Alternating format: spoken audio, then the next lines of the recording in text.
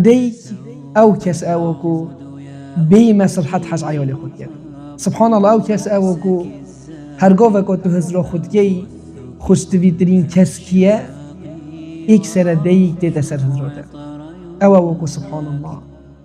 شفونی في شفا راد بو و دست خوب بلند کرن بو عیال خو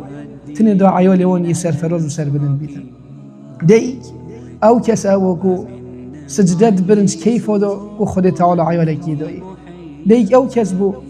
اوکو بستی زحمت کام مازن افزارو که هنه تیتا دنیای زحمت خو همیز بیل کتن دیگ او کس اوکو عیال خو هم میگاوا بری خو حساب کتن سبحان الله یا نساق بیتن تجبیر ناکتن یا برسی بیتن تجبیر ناکتن یا دیندار و ندار بیتن تجبیر ناکتن اگر مجال سردانی جی نبیتن بی زمانی دا ایکمین کسی که چرا سربنه چن ایلا دی تلفونات اگتن ایلا دی بسیار حالت اگتن او نانویتن حتی نزانیتن کتو بسلامتی یا نه دیک او کسی او که یا حاضر حیات خو همی نخوش کتن تنه دا